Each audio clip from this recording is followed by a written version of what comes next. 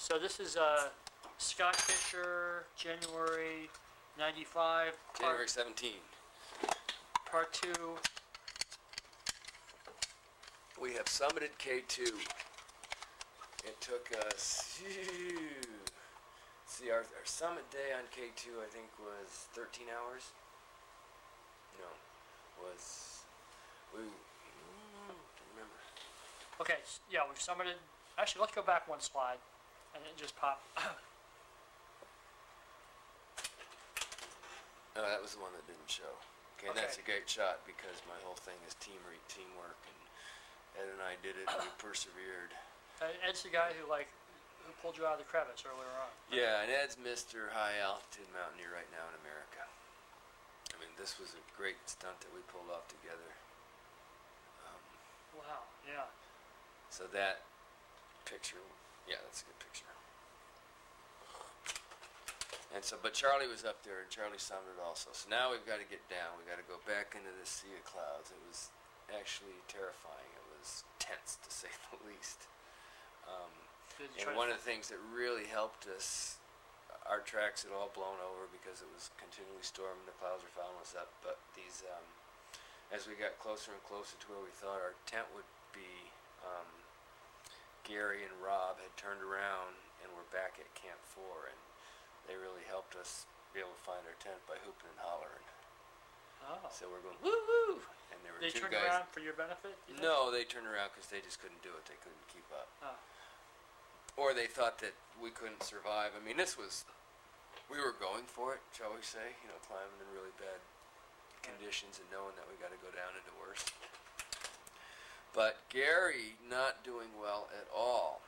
So one of the things, the reason that Adrian fell, which I've talked about expedition style climbing versus alpine style climbing. So what we did here is we went alpine style from Camp 3, which perhaps is not an accurate way to describe it, but we had fixed ropes to Camp 3. And then from Camp 3 we carry a tent up, but there's no fixed ropes.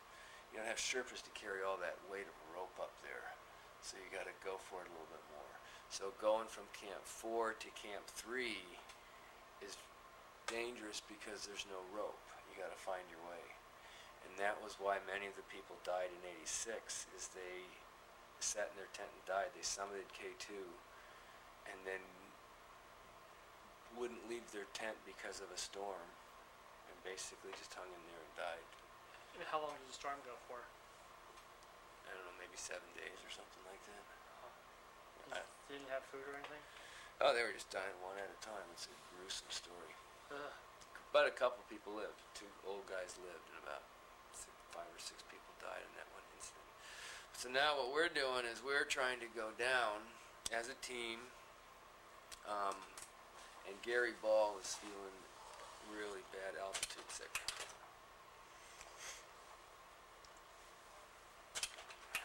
So we're having to help him. He can't stand up. Once we get to Camp 3 and get onto the fixed rope, we immediately head down for Camp 2. What's in the blue? That's Gary. Does he have hypothermia, or he's just fighting? Altitude sick, we don't know, but we know that he's basically going downhill fast. And so here we'd spent 4 nights now up at altitude, and we came down, and now we're part of a full-blown rescue.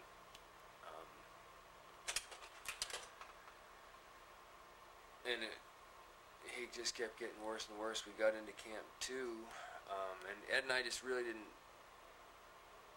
realize how sick this guy was getting. And so once we got onto the ropes, we kind of, okay, we'll see you down there. And we got to Camp 2 maybe 3, 4 o'clock on our way down, where we're going to spend the night. And Gary didn't get there till about midnight. And he was really hurting, to say the least. So the next day, when I got up to leave, I woke up Gary at 5:30 in the morning, and he refused to wake up and get out of his tent. So we basically had to slap him around, and he can't even hardly walk at this point. Got him down to the mountain. Actually, quite a story. but managed to get him helicoptered out the next day. What? The rest of his expedition Did you have to put a deposit down in the helicopter before you left on the trip? John said you had to do that and try and go. Yeah, you do. And they used it. So, quite a story. And this guy had been a friend, for expeditions, and he survived. He had a pulmonary embolism. So this Just like an air bubble, or it's a clot. It's a clot in the lungs. And how do you get that? Well, it just has to dissolve, but you get that because you're not doing well at altitude. And here's Gary Ball died on Dhaulagiri, his next expedition. He died? Yeah, so this is a guy, a professional mountain guide, that a successful guided Everest like 3 times. Well, why did he go again if he had this embolism? He's just not too smart. Did he know he had it? Well, no, yeah, he was cured for that one. He's a guy that was prone to getting altitude sickness. Oh, God. And that was his life, and he was as fun a person as you'd ever know or meet. You can just kind of tell by looking at him. He's a fun guy. Could tell stories or keep jokes going, running. Oh, that's really a shame. So it was the Hall and Ball show. Gary and Rob did these commercial Everest trips, and now Rob is doing it. His partner doing it incredibly successfully. So that's me and Ed. After the trip. That's in good shape, no doubt. No doubt. Last look at K2, hiking out, we went over another pass. I like that shot. Yeah. Is that you? Or is that is that Porter's? That's Porter's. Alright, God. We're out of there, man. And that's that slideshow. Wow. That's epic. No wonder you said it's got everything in it.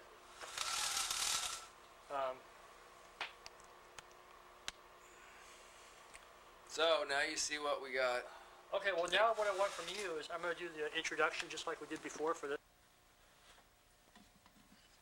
Hi, I'm Scott Fischer, and I'm going to talk to you about a climb on K2, the 1992. Oh, sorry, I fucked up.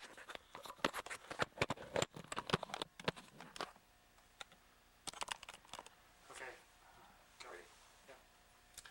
Hi, I'm Scott Fischer, and I'm going to show you pictures and tell you the story of mine and Ed Viester's climb at K2 in 1992. We were part of the American-Soviet K2 expedition, which actually turned into the Russian-American K2 expedition.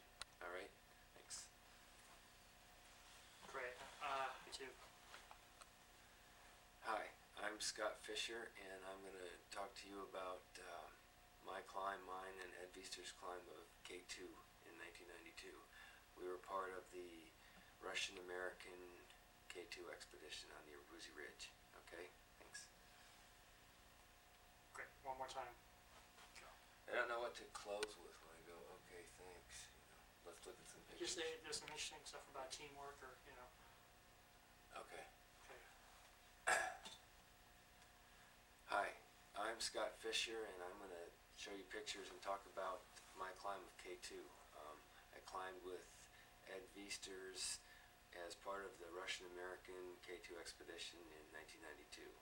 It was an incredibly successful climb for Ed and I, and yet it was really a learning experience about teamwork and what you can actually do and get done if you really are willing to work for that goal. So let's look at some pictures. Great. Yeah. The interchangeable lenses? Yeah. The better model's got it, but... Alright, so which one you want to come into frame and then do your present, then do it. I'm going to walk into frame? Yeah. Okay. Okay, tell me when. No.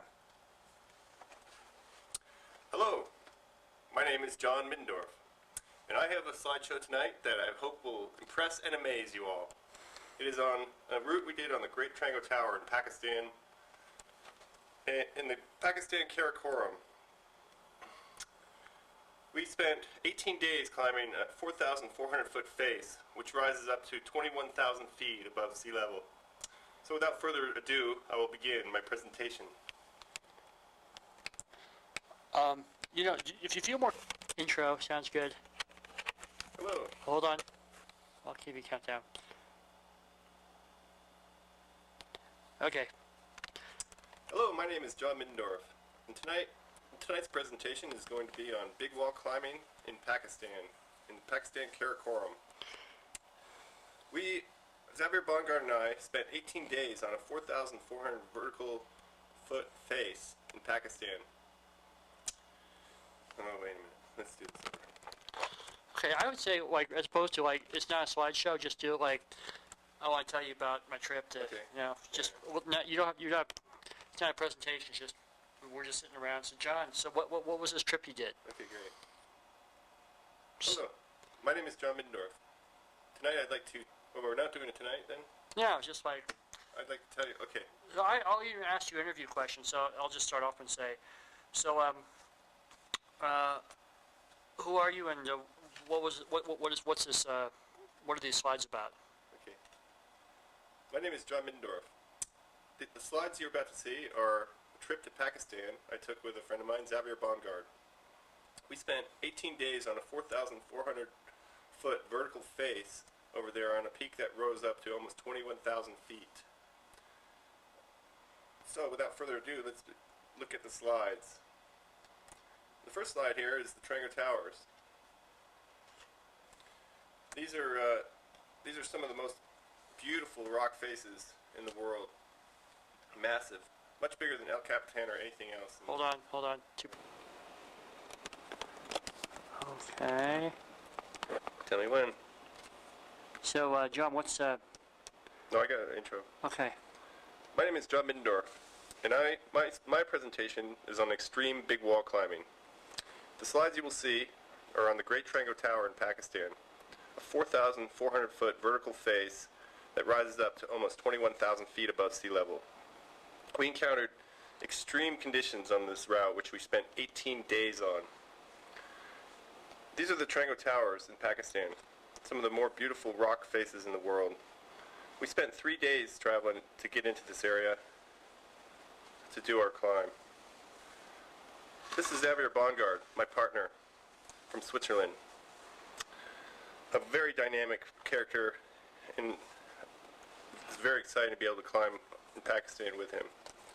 And this is yours truly in Pakistan, after the trip, complete with beard and scraggly hair. We arrived in Islamabad, which is the capital of Pakistan. Hold a second.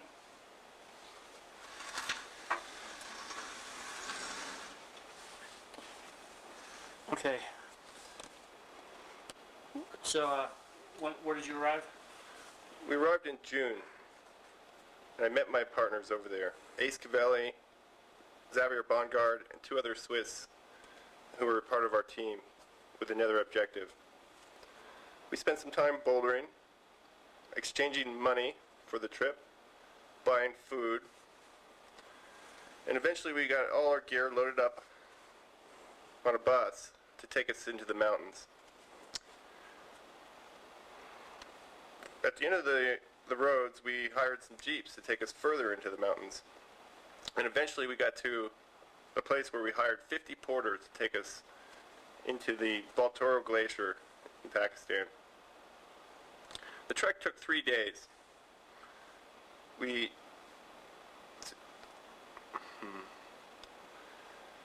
porters were amazing. They hiked in these incredibly cheap plastic shoes over horrendous terrain, 20 miles a day with 65-pound packs on their back. We hiked and hiked, crossed many rivers, camped out, crossed glaciers. In fact, we got lost on this glacier for a few hours, and eventually made it to our base camp in the middle of the Baltoro Glacier. This is a picture of our base camp. As you can see, there's a blank spot there where nobody's camping. That's because rockfall kept crashing down every night, and we realized that it would not be a prudent place to camp. Will you do that one more time? This is our base camp in the middle of the Baltoro Glacier, a very remote and lonely place. You notice there's a spot there in the photo that doesn't have any tents. That's because there were rock avalanches that came down every day and night, and we realized it would not be a prudent place to camp. From there, we had an 8-hour approach to the base of our climb. After several weeks of ferrying loads to the base of the climb, we were able to begin our objective.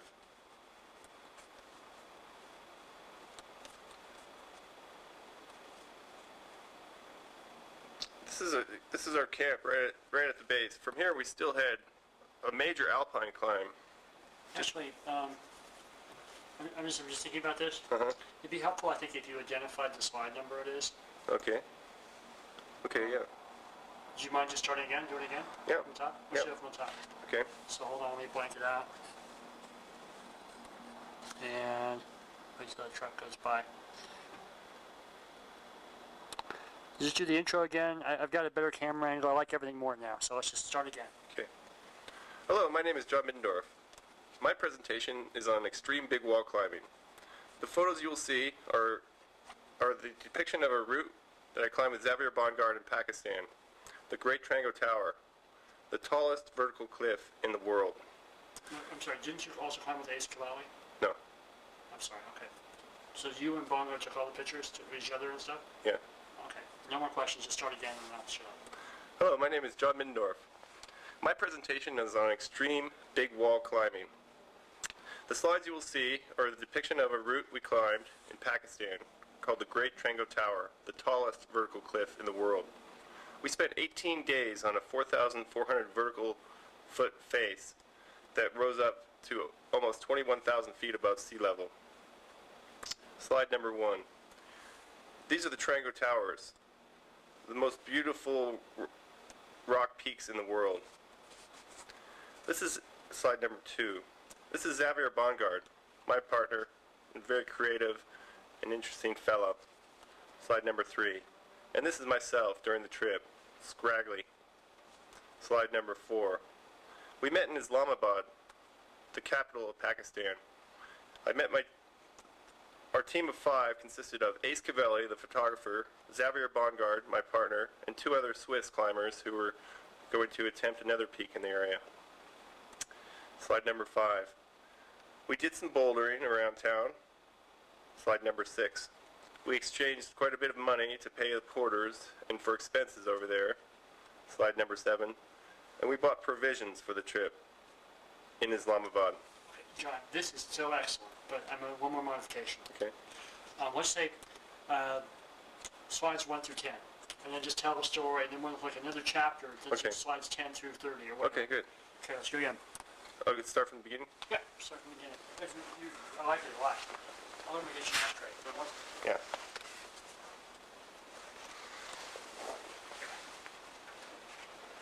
Thank you.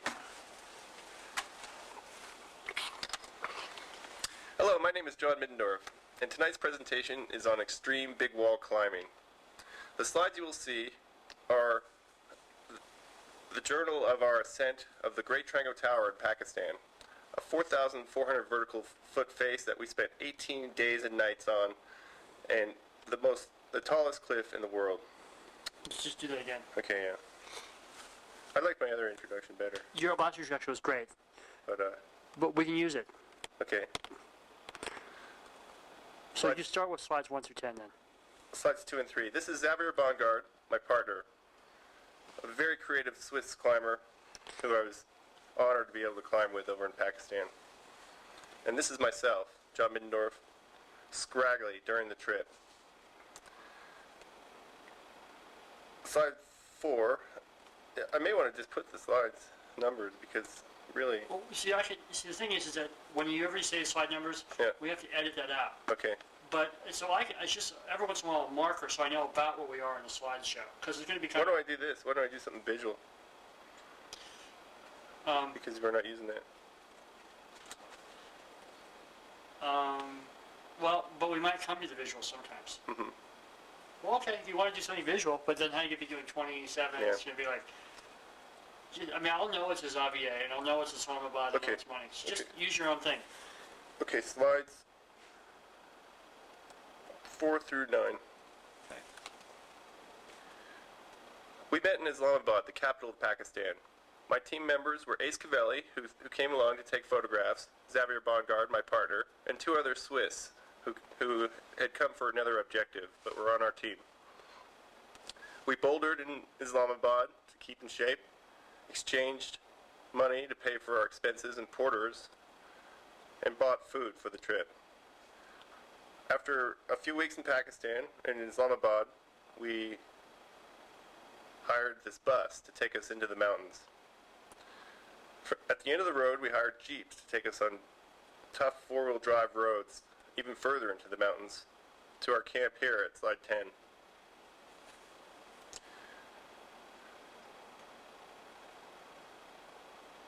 you want to try that again? No, I'm just Okay. thinking. I mean, because it seems like the pauses are no Perfect. problem, right? Yep. And it's better to do the speaking right at once. Okay. We hired 47 porters to help us take our 2,500 pounds of food, equipment, and gear into the mountains.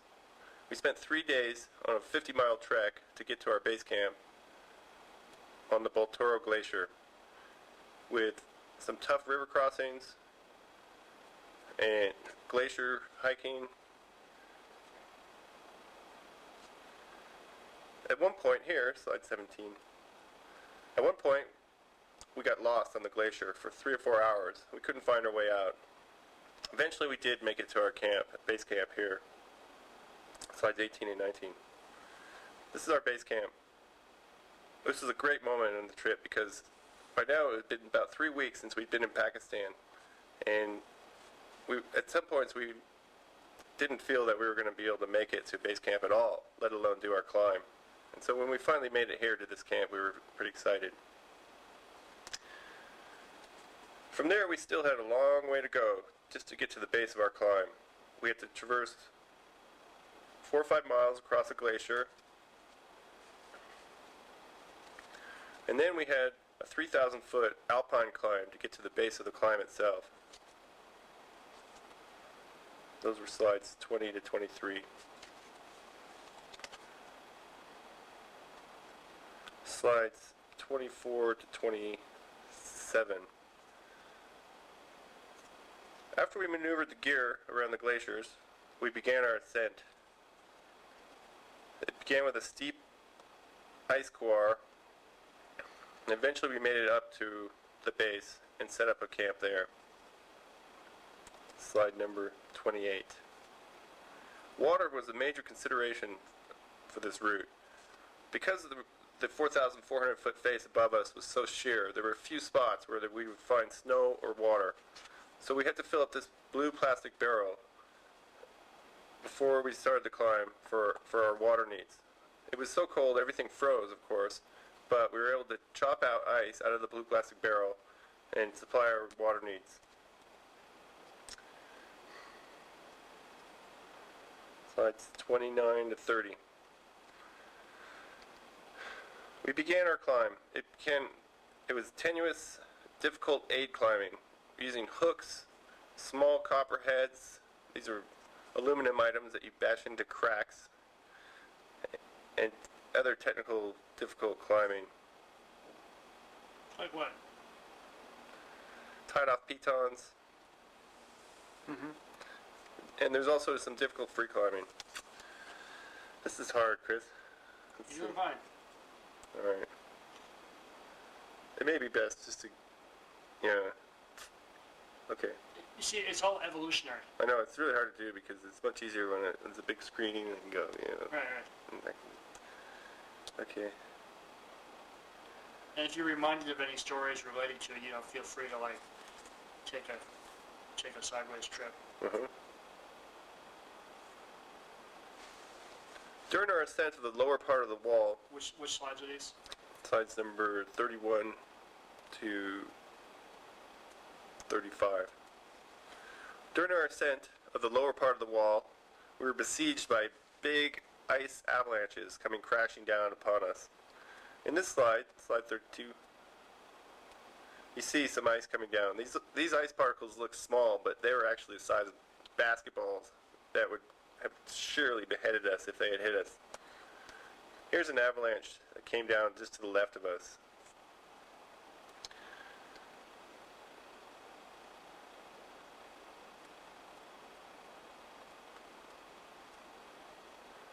Slides 36. This is Xavier setting up our portal edge. This is where we slept each night on the vertical face. Slides 37 to 39. After about a week of climbing on the lower part of the wall, we made it up to this point where the sun and shade join here, so on slide 39. This is our first non-hanging camp of the route. We dug out a platform in the snow and we were able to camp there. Those are slides 39 to 41. We cooked a cheese fondue to celebrate. Here's Xavier carefully mixing the Swiss fondue. Now he was very particular about this. This was not a job for an American. Only the Swiss could properly stir the fondue. Slides 45 to 46, or 43 to 46. From there, we began our ascent on the upper part of the wall.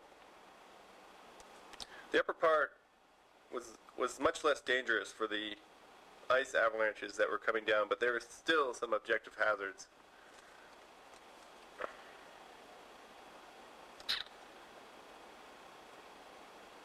Slides 47 to 50. Like, what were some of the objective hazards? More ice.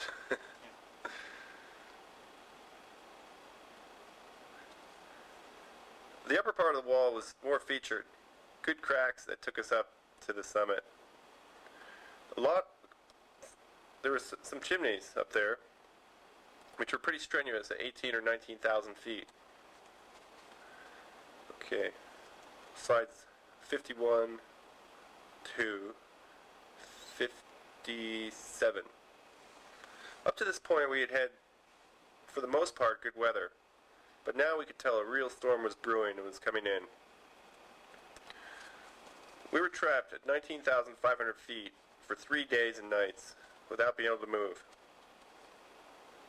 in our tiny portal edge.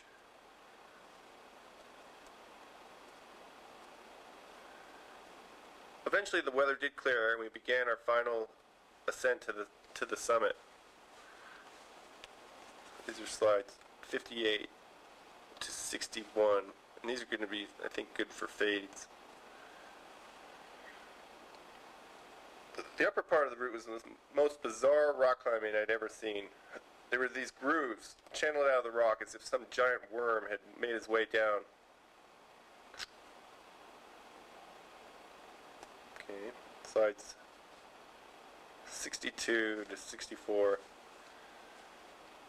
From the top of the rock buttress, we still had a ways to go to the summit. There was 6 pitches, 6 rope lanes of difficult ice and mixed climbing to the summit. Slide 65. But from there, we were blessed with the most beautiful sight I've seen in my climbing career. Just do that again. Slide 65. Hold on. Just, I guess it shifted your posture a little bit. We're not filming this, are we? No, but just in case we ever come to it.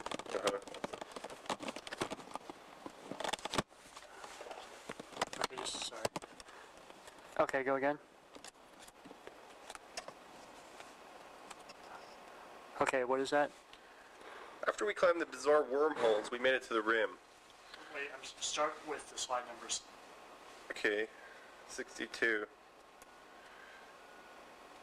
After we climbed the bizarre wormholes that finished the rock climbing section of this climb, we made it to the rim. From there, we still had 6 rope lanes of difficult ice and mixed climbing to the summit. Slide 65. But once we attained the summit ridge, we were blessed with one of the most beautiful views I've ever seen in my climbing career.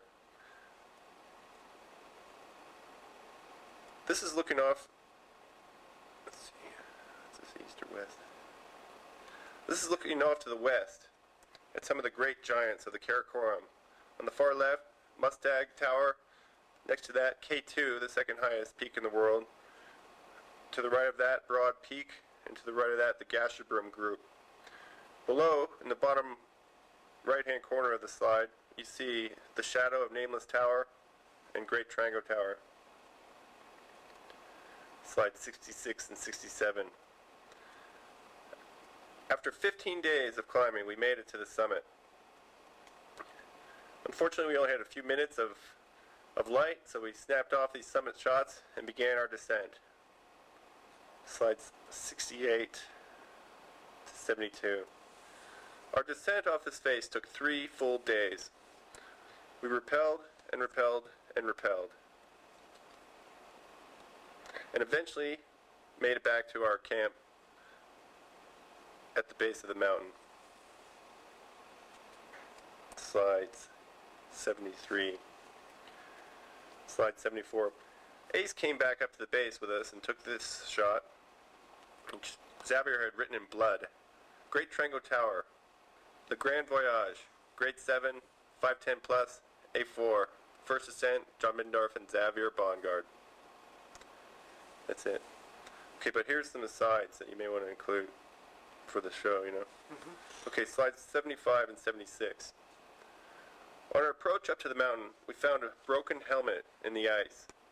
We realized that this helmet had actually traveled down the glacier over the past 8 years and was actually part of the remains of a Norwegian team that had climbed this peak in 1984. Theirs is a tragic story. They spent 25 days on this wall, made it to the summit, only to die on the descent. A plaque, slide 77, was put up in their honor by their teammates. And that's actually slides 77 to 79 is all about that story.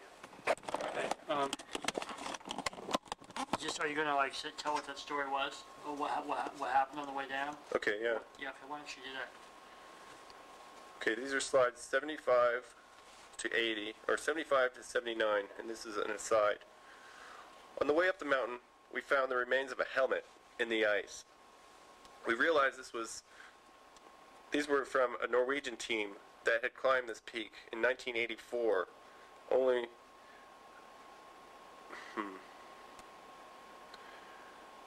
Theirs is a tragic story. They spent 25 days climbing a route similar to ours, only to die on the descent. They started out as a team of 4. After about 15 days, they realized they did not have enough food and water for the whole team to make it up to the summit. And so selflessly, 2 of the members decided to come down and 2 continued up. Well, the 2 that made it up did indeed make it to the top. We confirmed that on our ascent. We found some signs of their passage up there. But on the way down, they disappeared, and their 2 teammates looked all around the glaciers for them, but they could not find them. Okay, slides 80, 81, 82 are maps. Slide 80 is a topo of the route. And slides 81 and 82 are maps. Okay, how many minutes has that been? 20. 20 minutes? Yeah. Okay. So, there's no way we can look at that with sound, can we? Can't hook it up to the TV? Well, that's going to be tough, because there's a lot of breaks in there. It's fine. Is it? This is like a scratch track, because, it's like the pieces come together. We'll figure out how to do it. Yeah. Any more sides you have? Well, I sketched through... Okay, slide 22. This is Nameless Tower. A spectacular spire. Be careful not to hit the table. Oh. Okay. Slide 22. This is Nameless Tower, a spectacular spire and Great Trango's neighbor.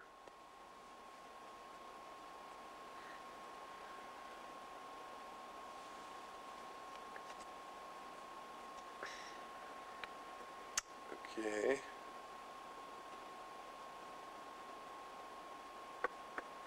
Let me just see if,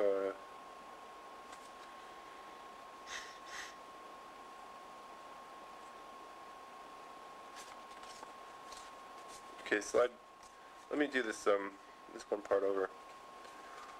Slides number 39 to 42. After 7 days of climbing the 2,000-foot lower section of the route, we made it to the snow ledge, a tiny perch of snow which we dug out a platform halfway up the wall. This was a great moment because for the preceding week, all our bivouacs had been in the hanging portaledges. Now we finally had a place that we could sit down and relax. We cooked a cheese fondue to celebrate. Xavier is here, is seen stirring the cheese fondue.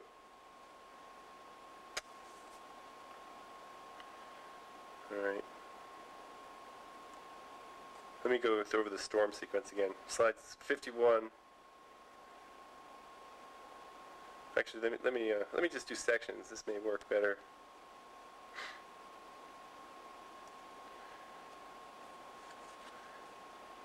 After a day of break at the snow ledge, we began our ascent of the upper part of the wall. This also was technical crack climbing.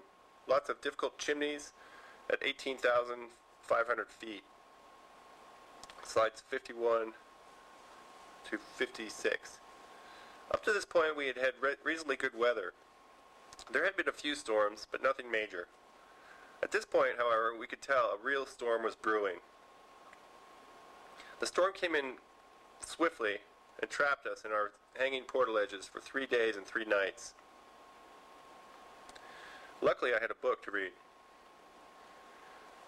Things got very frozen, but eventually the sky began to clear and we began the ascent of the final 400 feet to the rim.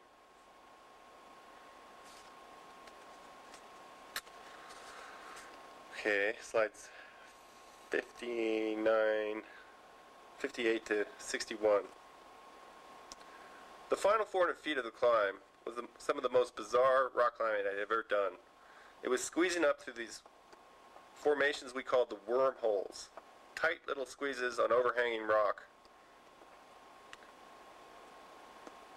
Slides 62 to 65. From the rim, we still had 6 more rope lengths to go to the summit. These pitches were dangerous, difficult, mixed ice and rock climbing with very little protection.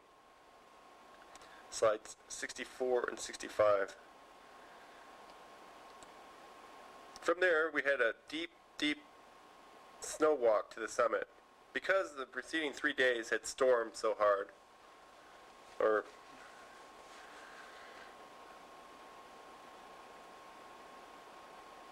this is hard to do. Well, you know what? I think we got the slideshow. What Okay. I'd like to do is put the slides down and then just kind of like just quiz you with some questions. Okay, good. So, what? Let's see. Make sure I got this right.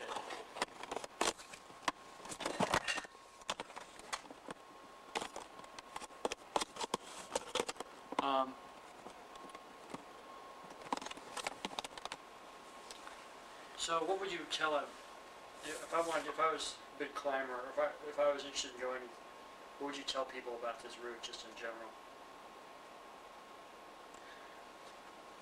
We named the route the Grand Voyage. There's one thing about the Grand Voyage is that it is a dangerous route. If there's one thing I could say about the Grand Voyage, it would be that it is a dangerous route. And Xavier and I felt quite lucky to have survived it. And if we weren't like just like a slideshow format, we were just talking, you and me. Mm-hmm. What did the trip mean to you? The whole trip. The trip was,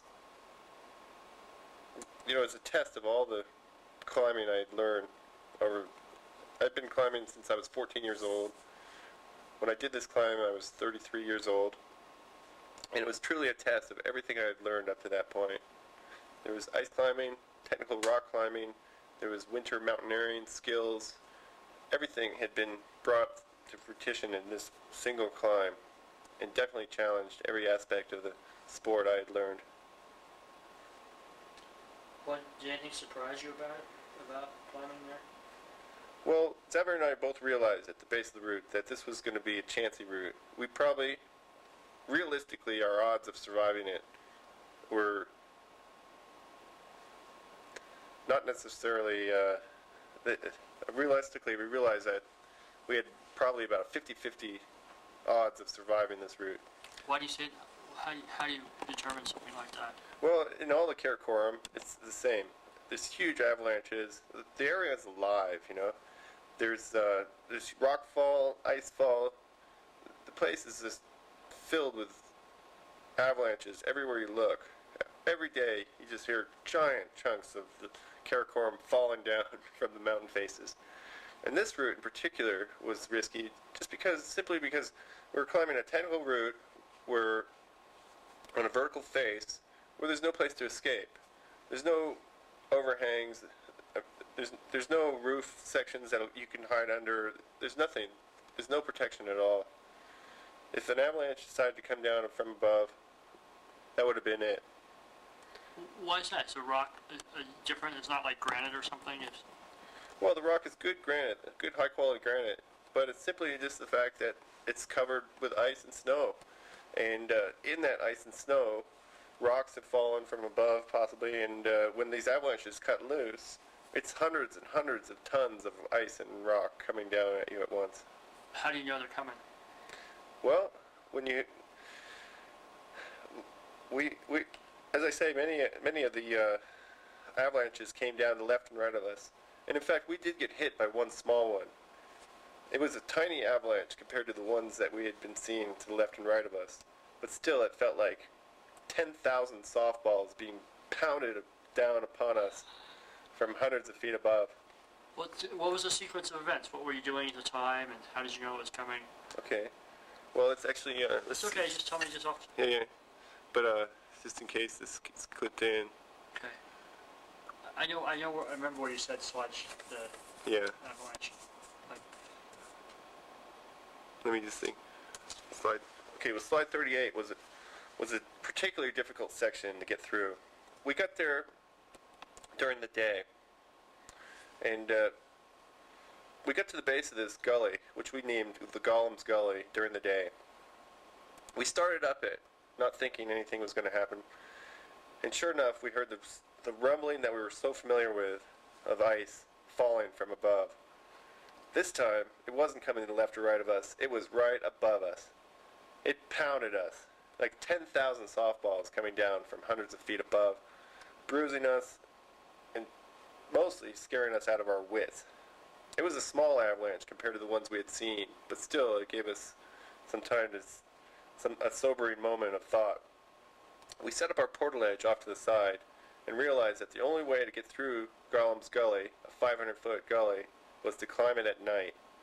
And so for the next 3 nights, we booted up around sunset and made our way up through this treacherous passage of the climb.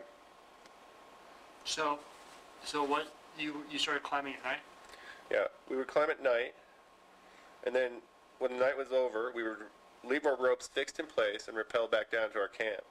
It took us 3 nights to get our ropes through this 500-foot section to where we could progress through it. It was not a place to be during the day. What did you do during the day? During the day, we would sleep as much as we could, and we were basically on a nocturnal schedule for those 3 nights. Was it hard to shift your system over to the nocturnal schedule, or is that Well, climbing at night has a whole different set of features. Obviously, you can't see anything beyond your 5-foot headlamp range, and so you're climbing. The whole time you're climbing, you're thinking, well, what's going to happen in 10 feet? You don't know. It could not go. But luckily, we had a little bit of moonlight that helped us those nights, that gave us some idea of where we were going. And what were the views like? Just climbing up. The views were spectacular. We had views of We could look down the Baltoro and look at the Masherbrum group and the Gasherbrum group. K2 was over there. These are some of the gems of the Karakoram. Some of the tallest mountains, 3 or 4 8,000 meter peaks, and just a beautiful place to be, really. Unfortunately, we were mostly scared out of our wits, so until we got to the summit where we knew nothing could come down upon us, we didn't really get a chance to catch our breath and see the sights. How did you deal with fear, like personally?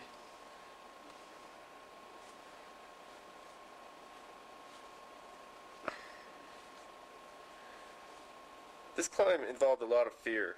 After a while, however, fear just seems to become. It seemed to fuel our adrenaline, and our sensitivity to fear just became numbed after a few days of this, and we realized that for us to succeed on this climb, we'd have to put it away behind us. And although we realized any moment we could have been hit by an avalanche that could have wiped us off this face, we didn't focus on that thought. Instead, we concentrated on the difficulty of the climbing ahead of us. So you just focused on the next thing you had to do, is that? Exactly. And that's pretty typical for all wall climbs. You just think about, you don't think about the next day, you don't even think about the next afternoon. You just think about the next 2 or 3 hour period. And the final push to the top, why did you only end up with a few minutes on top? How did that come about? Well, when we got to the rim, we thought it would just be a quick stroll to the top. It turned out to be 6 difficult pitches of mixed ice and rock climbing. By the time we got to the summit, it was about 7 p.m., and the sun was just about going down. We took a few quick pictures and began our descent, which took 6 or 7 hours to get back to our previous camp in the night. The summit ridge was no place to be in the dark. Not only could you even get lost up there because everything looks the same at night, but the footings and cliff faces and everything else made it not a place to be wandering around lost. Plus we didn't have our bivouac gear was 800 feet below at our last camp.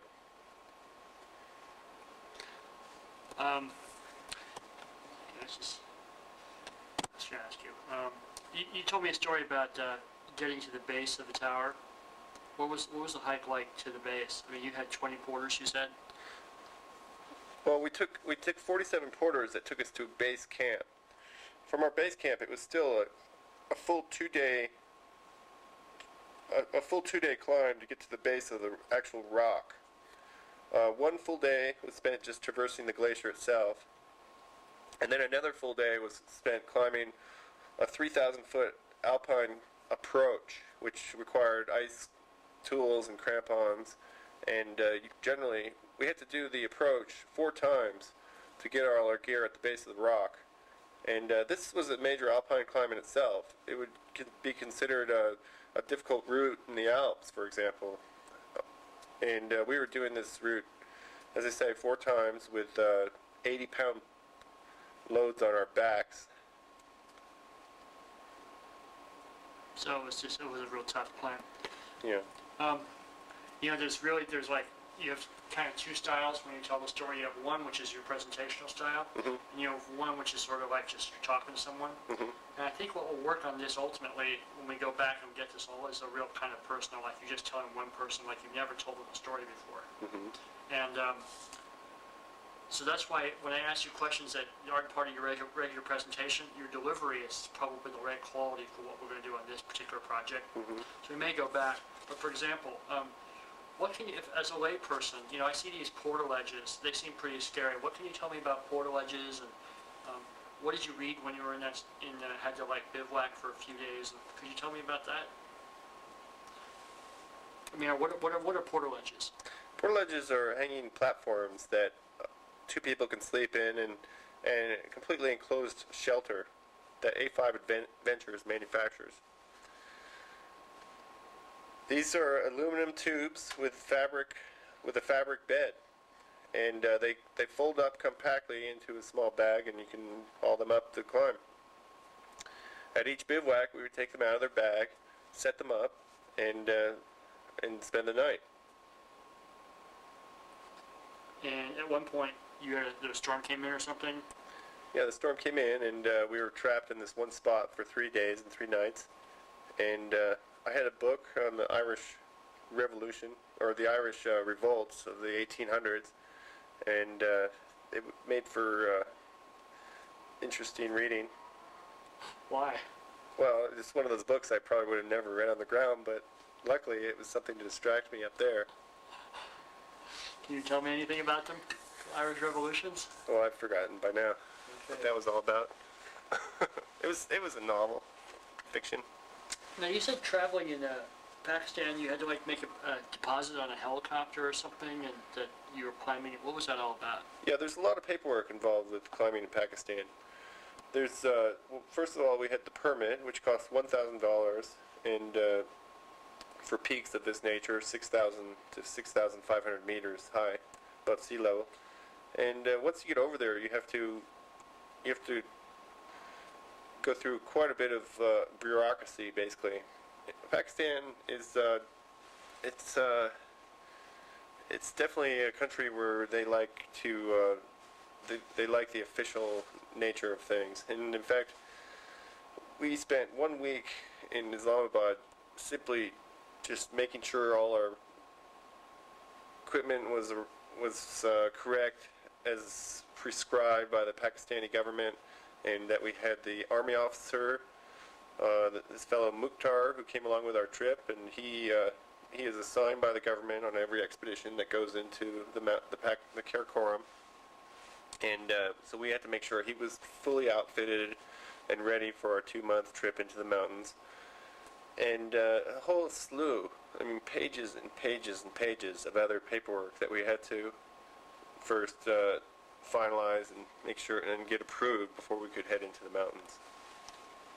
English paperwork, or was it all in?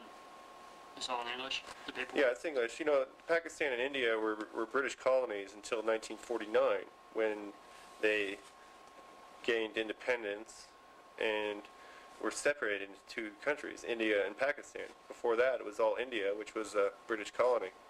And so, because it's so recent, 1949, most of the Pakistanis understand and read English, and in fact, a lot of the road signs are in English. Yeah, you sent me 2 pictures. I don't see them here, but of some just local people, really beautiful faces. What did you notice about the people that you encountered here? Yeah, I couldn't use, those are Ace's photos, you know, the ones I sent you before. Oh, okay. And so I didn't want to get those. Those are all mine, so Okay. there wouldn't be any problem with that. Because he's treated me out, actually, about using his photos without, you know, Mission or whatever. yeah. Okay. But The Baltis are, well, there's, Pakistan is actually a collection of many different cultures. In Islamabad, there was the Pakistani, the main Pakistani populace. But once we got up in the mountains, we were meeting more and more of the Baltis, which is what was once the province of Baltistan, which is now part of Pakistan.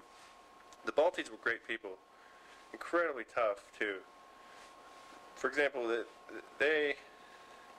47 Balti porters, we hired 47 Balti porters to take us into the mountains. They were incredibly tough, hard-working people, and had a great sense of humor, even though we couldn't communicate. We, verbally, we had a lot of communication, and it was great fun to be up there in the mountains with them. Once we got to base camp, they, of course, took off. They were only there for the 3-day trek to base camp, and then they dumped off our gear and then went back to town. you said there was a helicopter involved at one point. Yeah, don't get into that I story. don't want to do that story. No. Okay. What was it like to be on top? And you only had a few minutes there, just personally. Top was great. We had those amazing views off towards the K2 side, and we could see all it seemed like we were on top of the whole world. And the sun was just going down? The sun was just going down. We only had about 10 minutes of light on the summit before we had to make our way back to our last camp. What would you tell, have there been other expeditions since you've been, or what would you tell other climbers about this whole route, whole climb? Be prepared. Just be prepared? What about, you want to talk about Xavier's fate, right? No, I read actually. That's fair. That's right. And how about expensive? How expensive the trip was, and were there any sponsors or anything like that you want to plug? Or We used North Face equipment. It held up to the test incredibly. Some of those days we were climbing through the storms, and North Face outerwear worked perfectly. The trip, I was invited on this trip sort of at the last minute. In fact, originally it was going to be 4 Swiss and Ace Cavelli. And one of the Swiss happened to break his leg, and I had done a lot of climbing with Xavier in the past, and Xavier immediately invited me. It was a great honor to be invited on this trip. Well, I scraped up all the money I had, which was about $4,000, and was able to go on this trip. $2,000 of that was spent just for airfare. It's halfway around the world, and the other $2,000 was used for expenses, paying the porters, the food, and provisions, and transportation costs while in Pakistan.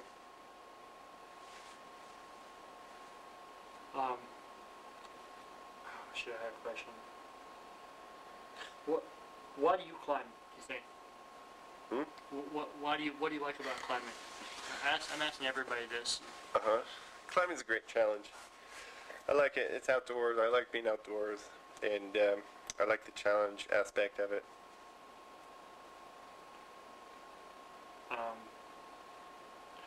Are the challenges different than other kinds of challenges? What makes these challenges the kind of challenges you like?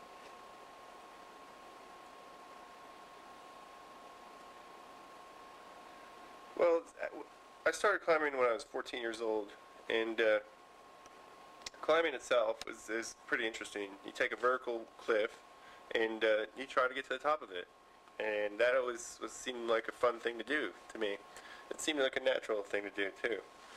But the big walls is which I climbed my first big wall when I was 17, the northwest face of Half Dome in Yosemite, and after, when I first got to Yosemite, I saw these big faces, and that, to me, was what rock climbing was all about, to climb these big faces.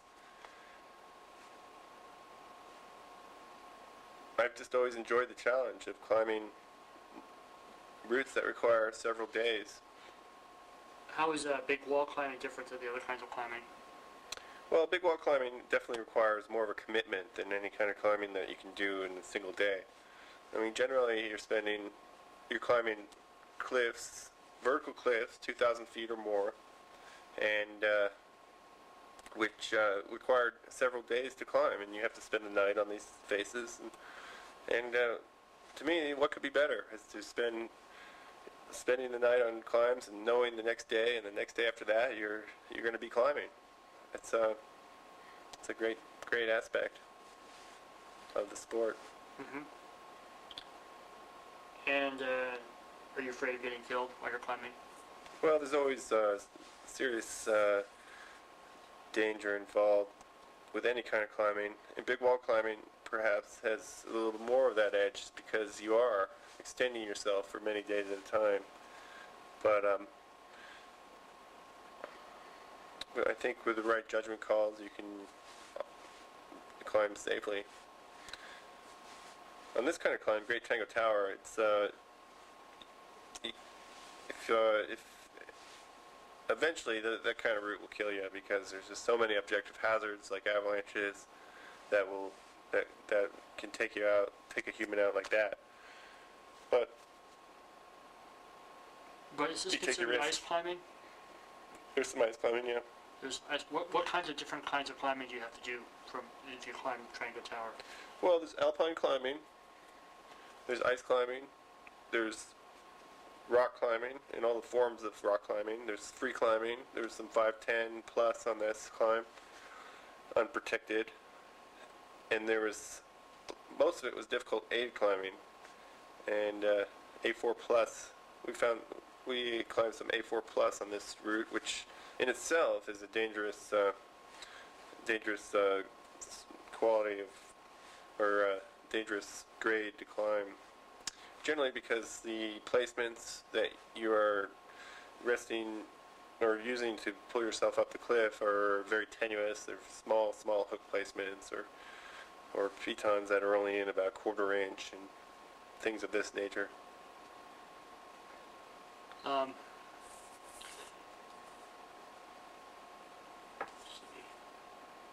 see. Pretty much. What do you know about the history of the Trango Towers? I mean, nobody ever thought about climbing them, or how close are they to Everest and K2? And Well, they're in the Karakoram, the Pakistan Karakoram, which is the range on the far western end of the Himalaya. The Karakoram, we were climbing right next, 20 miles, or the Karakoram is the mountain range on the western end of the Himalaya, and in the Karakoram is K2, the second highest peak in the world, and 3 or 4 other 8,000 meter peaks, which constitute the 14 highest peaks on the planet. What was the question again? I said, just who discovered the Trango Towers, and do you know anything about their history? Well, the Trango Towers, people had climbed K2 because it was the second highest mountain in the world, had been attempted since the 30s. It wasn't until 1954, I believe, that it was first climbed. But on the way to K2, you see these magnificent Trango Towers, these huge rock peaks. And climbers for many years had wanted to see them. In the 70s, Pakistan was closed to all climbing, in fact, any tourism at all. And it wasn't until 1976 that the area opened up for climbing. A British team promptly got a permit to climb in Pakistan and spent over a period of 2 attempts, over 2 years, climbed the nearby Nameless Tower, did the first ascent of that. It wasn't until 1984 that the big rock face on the Great Trango Tower was attempted, and that was by the Norwegians. And that was a team of 4 Norwegians who came over in 1984 to climb the sheer face of the Great Trango Tower. Theirs is a tragic story. They spent 25 days climbing the face. They started out as a team of 4. After about 15 days, they realized that you didn't have enough food and fuel for all 4 of them to continue. So 2 went down and 2 continued up. The 2 that went down went back down to base camp and watched the other 2's progress. Well, they got up to the top, and on the way down they disappeared. They must have been 5 or 6 days out with very little food or water by the end. And even today, how they died is a mystery. But you discovered something of theirs, you said, or? Well, on the way up, we found a helmet that matched up with some photographs that we had seen in an old climbing magazine, and we believe it was one of the Norwegians' helmet. It was a little sobering to find this helmet crushed in the ice on our way up to attempt the same peak, but we climbed a route actually that began to the left of the route that Norwegians were on, and then crossed the Norwegian route at the snow ledge. And it was an independent route from the Norwegian. And so we were actually the first people to climb it and make it down alive. Climb this wall and make it down alive. What do you think are some of the great climbs in the world? What are climbs that are on your list, or climbs that you've made?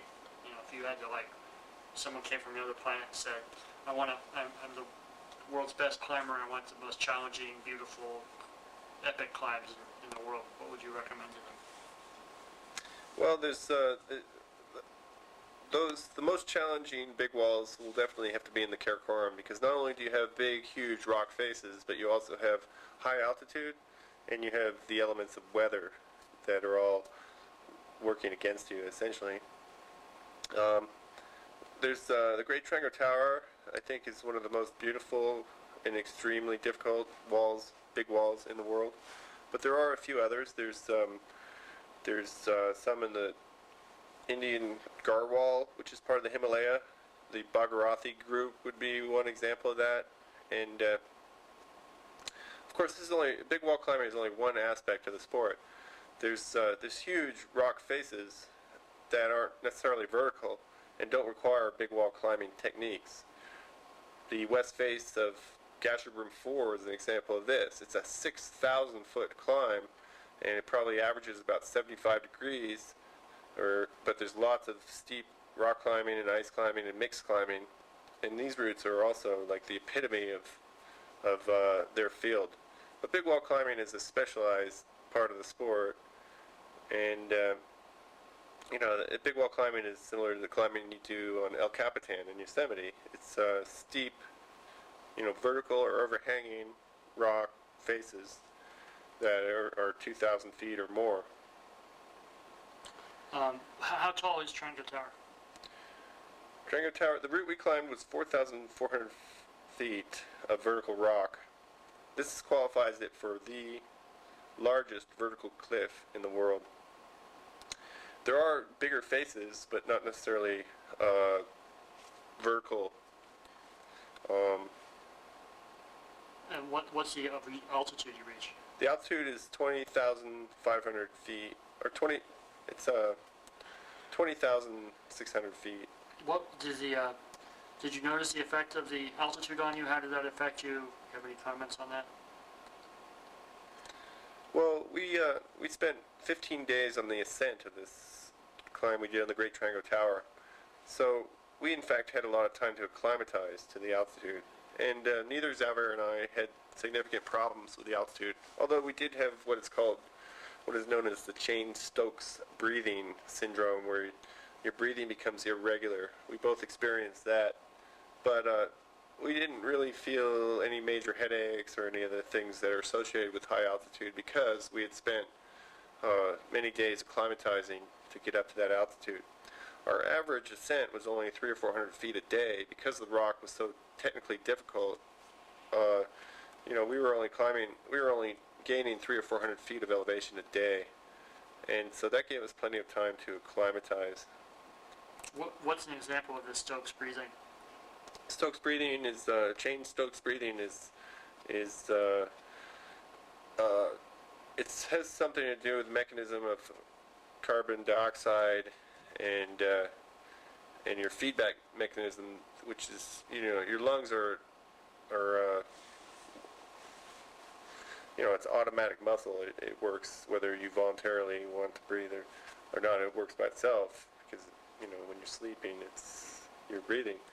But Cheyne-Stokes breathing is the mechanism that keeps it regular is affected. Something to do with the carbon dioxide and the oxygen, and not getting enough oxygen, and your breathing becomes irregular. In fact, your breath becomes shorter and shorter and shorter until you stop breathing altogether for a period of 20 or 30 seconds. And then you come back and you breathe deep, and it's a cycle which isn't necessarily dangerous in itself, but can lead to complications that high altitude complications if it's not.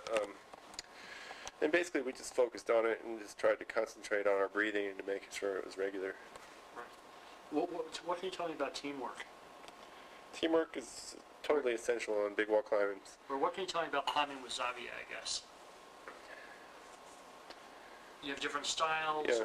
Xavier and I had different styles of wall climbing, but we had a really good synergy. Like, between the two of us, we had a really good energy between us. We, on big wall climbs, you alternate leads. One person will lead, and then he will set up the belay, haul the bags up. The second person will Jumar up fixed ropes that the first person leaves, and then that person who Jumar at the last page will essentially leapfrog and climb the next pitch. And Xavier and I, and there is a lot of teamwork involved, even though only one person is climbing at any one time. There's a lot of teamwork involved with wall climbing. And Xavier and I had a very good synergy between us to make all those tasks seem fun. Did you ever fight? I think we had an argument or two up there, but nothing that lasted for more than a minute. What was the most emotional moment for you climbing or on that trip that you remember?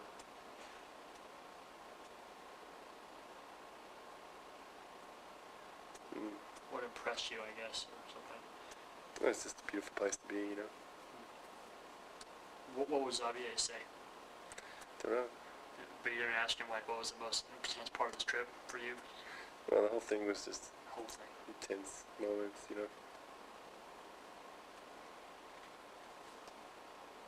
Great. Great. Anything else you want to say about the trip to wrap this up? No, I hope you can put something together there. Okay. The fact that, for some reason when this camera's going, you know, it's like... But, you know, the important things are that it was a long trek getting into there. It took us, you know, it's 50 miles. Well, first of all, you know, it takes 2 or 3 weeks of traveling, finished by a 50-mile trek to get to the base camp of this thing. From the base camp, it's still 2 days of climbing, essentially, to get to the base of the rock. And then once we're on the rock, you know, we spent 1 week climbing the lower part where we were smattered by avalanches and had all these problems, you know, or not problems, but just definitely like most, I mean, in itself, just getting up the first lower part was like one of the most extreme big wall climbs that has been done, you know. And then from there, we still had another 2,000-foot wall above, and about 3/4 way up that, we got stuck in the storm for 3 days, and we were running out of food and water.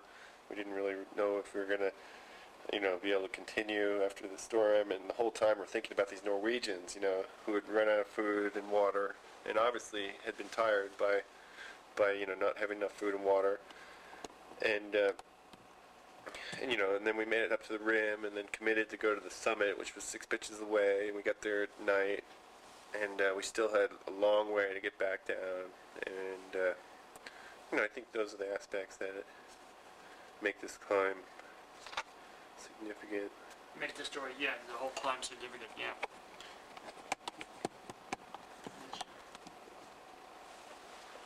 Well, Ace said that he had some slides he could send too, to, you know, flush in portions. Yeah. And, Yeah, like when I start talking about the trek, you know, no talking, just have pictures of his trekking trots, you know, because that's where his strength is, actually, is the slides he has of the trek. He's got like some amazing slides of just, you know, the porters hiking and stuff like this. And, you know, when I'm, you know, after taking a bus and getting jeeps to get to the end of the road, we hired 47 porters to take us in, and then right there, you know, cut into just like a sort of a musical thing about climbing and hiking with these porters, doing these river crossings. You know, they don't need explanation. Like slide 14 is a river crossing where we're on cable. It doesn't need to be explained what's going on there. It's just like, you know. well, maybe the right way to do it then is have, use Ace's slideshow to narrate the track, Hmm. and then have you take over from when the climb begins. No, I wouldn't do that. You wouldn't? No, I would integrate Aces with this, but So you just blend them in together? yeah, because you don't want to have 2 separate shows for this climb, you know. Right.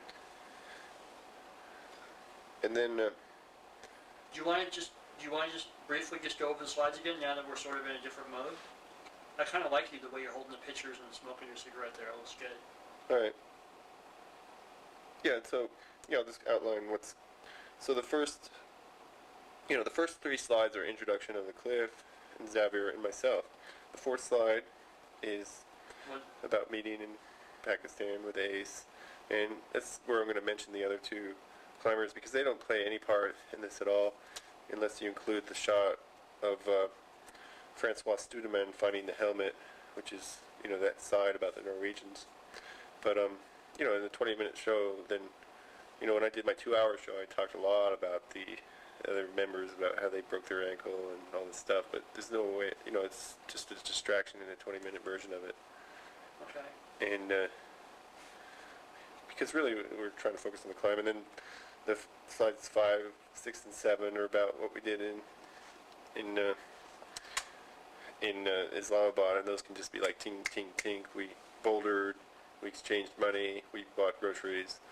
And slides 8 and 9 are one picture of the bus, the magic bus that we hired to take us, you know, the 36-hour drive to Skardu.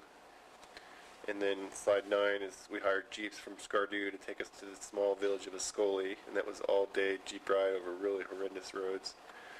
And then slides 10 through 15, no, 10 through 18 are essentially of the trek, and that's where you can integrate. And that really just needs one little introduction. And then we trek 50 miles, and then you go through those fades and stuff. And slide 12 is actually interesting because it shows a picture of a Balti's footwear that they did this.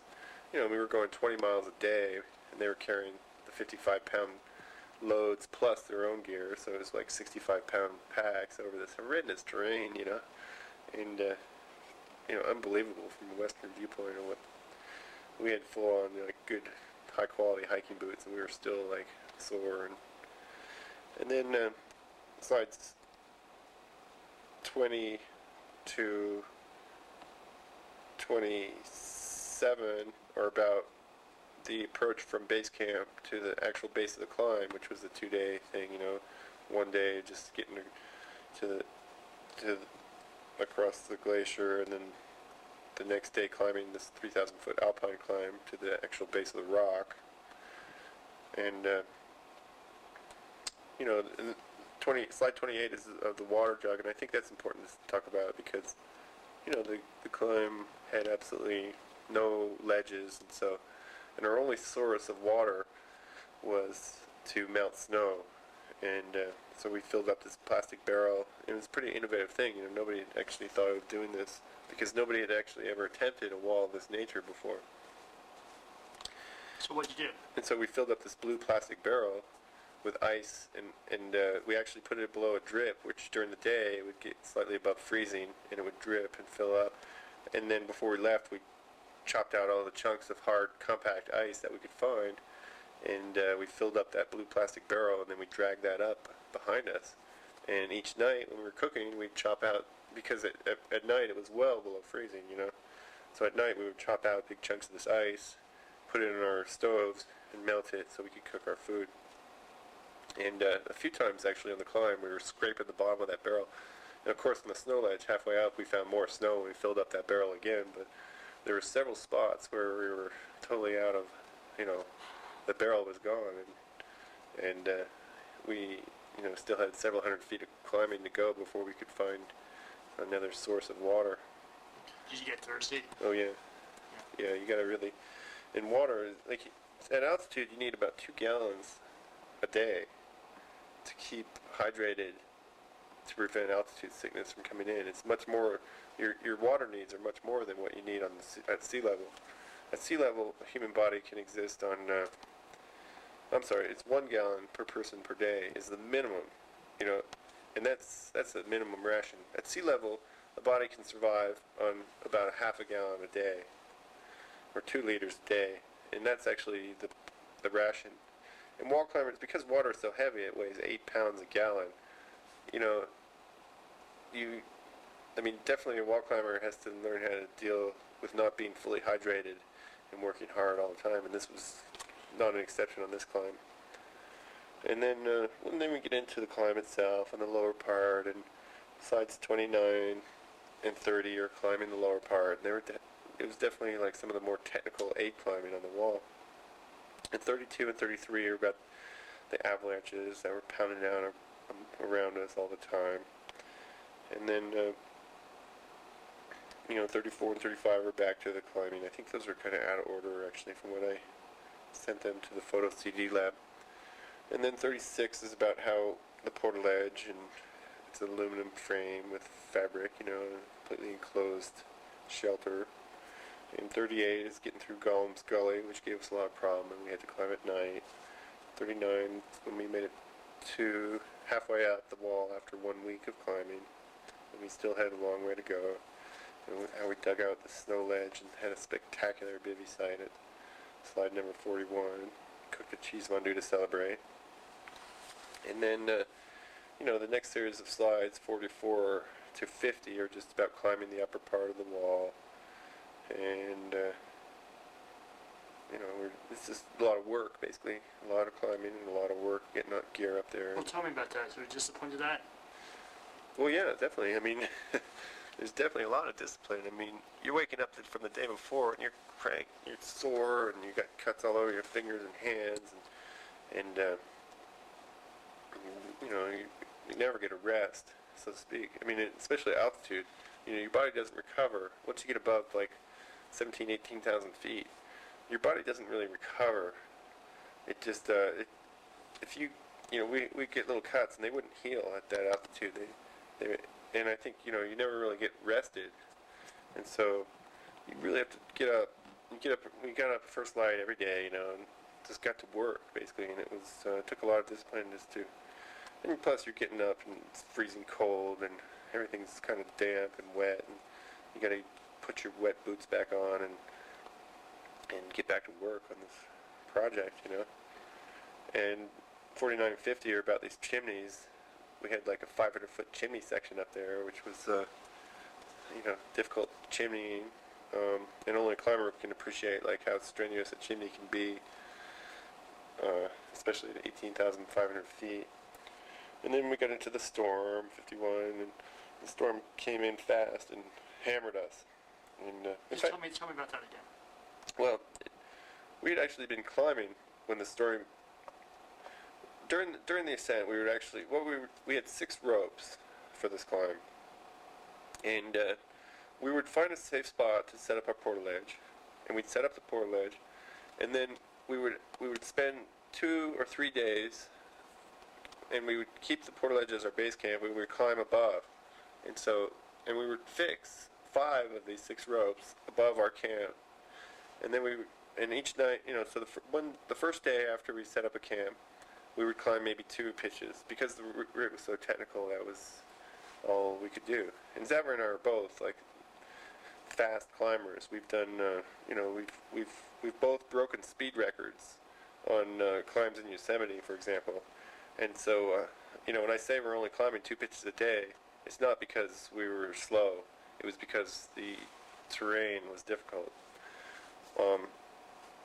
And so we would climb 2 pitches, and then we would come back to our camp. The next day we would Jumar up, we would ascend the 2 fixed ropes that we'd left the day before, and then climb another 2 pitches, maybe above that. And then once we had fixed all 4 or 5 of our ropes above our camp, we would move our camp. We would, pack up our portaledge in our haul bags and drag them up the wall and set up a new camp. And so when the storm came in, we had our final camp. Hi. Hi. Can I come in now or later? Later's better. Thank you. Oh, okay. Have a nice day. Yeah. I'll be back later, sir. Okay. Okay, bye. So, we had set up our final camp, and we were actually climbing towards the rim when the storm hit. And in fact, slide 53 shows me trying desperately to get back to our camp. The route from there traversed up and right. And so our ropes came down, and I was trying to Jumar up, and the ropes had just totally frozen solid. And Xavier had come down. I was climbing when the storm hit, and I was halfway up a pitch, and the storm hit, and I just said, "Hey Xavier, you can go down, I'll be able to get down on myself." And so, because I had to do maybe 20 minutes of making sure a good anchor was set up. And so I set up the good anchor, and this took 20 minutes, and then I started descending. And by that time, and just in that 20 minutes, since the storm hit, the ropes covered with the ropes are about ½ inch in diameter to start with. Well, these ropes were like 1 inch of solid ice. And so it took me a while to, clean out the ropes of ice and rappel down. And then, but the final 30 feet was I rappelled down below our last camp, and then the idea was I was going to Jumar back up. Jumars are these rope clamps that clamp onto the rope and allow you to send fixed ropes. And fixed just means that it's in place. It doesn't mean it was there before or anything. It just means that it's a rope that you set in place on a vertical section. And so I was trying to Jumar up, but because it was so frozen, the ascenders, the Jumars, weren't working. I kept getting up about 5 feet and then sliding back down. And I was trying to yell at Xavier, who was in camp, setting up and probably cooking up some food, and he couldn't hear me because the winds were howling. It was like 80, 90 mile an hour winds, and the snow was like pelting me horizontally. He's in the shelter in the tent, and there were tears actually, and I'm just like almost futile. I mean, I was still warm because I had just been working really hard, but just the fact that that camp was only 30 feet above me and I couldn't make it there was so frustrating. And finally Xavier looks out of the tent and he sees me down there, and I go, hey, I needed some help, and so he checked me a rope and helped me get back to the camp. And there that's when we were stuck there for 3 days. So what you decided at that point that you'd be camping for a while? Well, there's nothing you can do in a storm of that nature. I mean, as I say, I've been working hard, and so I wasn't hypothermic yet, but if you go out in a storm like that, you are, for one thing, you can't move very quickly because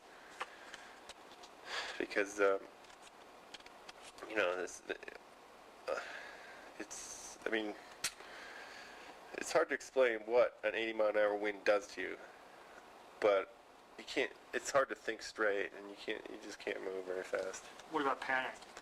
Oh, no panic. We were both professionals, And so we got to our camp, and everything got frozen, as you see in slide 55, and slide 56 is actually the first time it cleared. Like before this, it was this complete whiteout storm, for the 3 days.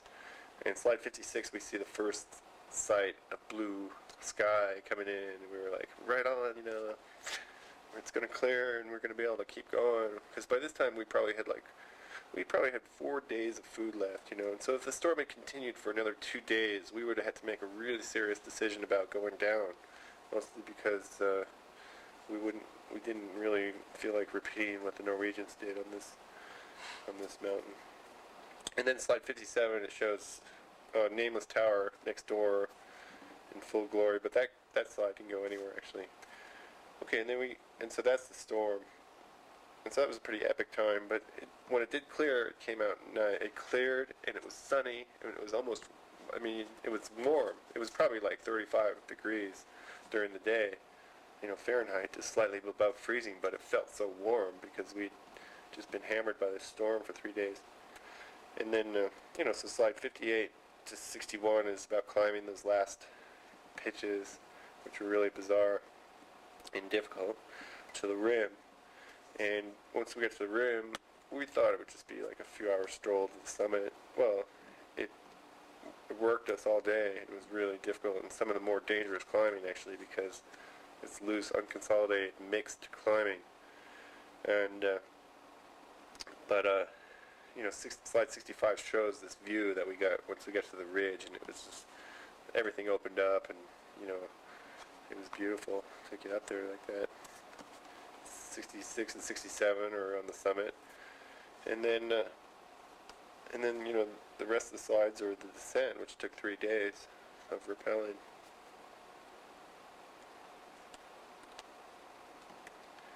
Excellent.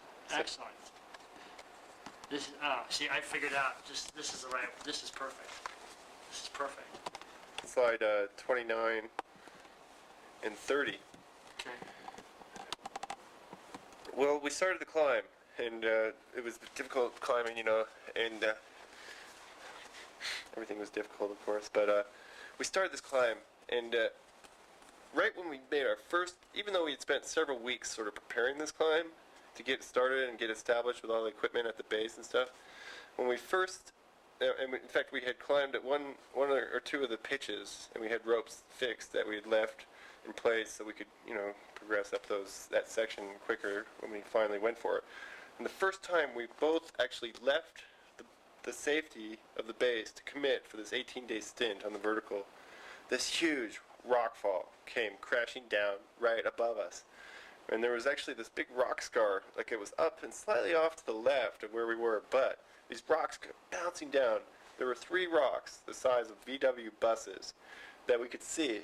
And it was like, even though it was only maybe a 3 or 4 second period that it took for these things to fall from halfway up this cliff, this 4,000 foot wall above us, it just seemed like forever. And I thought for sure this was it, these rocks, because they were coming right at us. But because the wall was overhanging at the base, we were here and the rocks came down here. And so, but it's hard to see your perspective when you're there like that. And you can't really tell it's that overhanging. And in fact, these rocks, 3 of them, the size of a Volkswagen bus, and then hundreds and hundreds of smaller ones the size of coffee tables, were coming down. And we just look it up, and we're both just going, this is it, We're not speaking because it's, we're just like so gripped. And these rocks just come down, and they're coming closer and closer, and they're out 30 feet behind me. Boom! They hit the snow glacier below, like 30 feet and 100 feet below. Boom! There was this cloud of white snow that just like shot up for hundreds of feet, and we were completely enveloped in a whiteout from these things. And for the next, until we hit that storm up high, for the next week and 10 days, we kept looking at the craters that had been formed by these 3 blocks that had fallen so close to us but behind us. And it's a constant reminder of what could happen if one of those rocks decided to come down directly above us. And that was how many hours from when you started climbing? That was like right when we first started climbing. I mean, we'd spent several weeks preparing the route and getting up to the base of the vertical section and stuff. But it was like, okay, let's go. This is the last chance at saying goodbye to terra firma. And we, kissed the ground or whatever, and then clamped our Jumars onto the rope. And Xavier had actually gone up first, and so he Jumared up 100 feet and 150 feet and was at that belay and was getting ready to haul the bags up. And then I had just clamped my ascenders on and was up maybe 10 feet off, and that's when this thing came down. Yeah. And we just wordlessly said, we didn't even really mention it to each other. We just went, didn't you say, like, this is bad omen? Well, we were actually like, the whole time we were up there, we were like, Great Trango was alive to us. And we just said, Great Trango's maybe trying to tell us something, But I mean, I don't even remember if we said anything to each other about it. We just went, in fact, could have all been just verballess communication because, I got up there and by that time it had been a few minutes and we just looked at each other and, made some, gesture to realize what we were up to and kept going. That's great. That's epic. That's exactly right. We're done. Okay, good.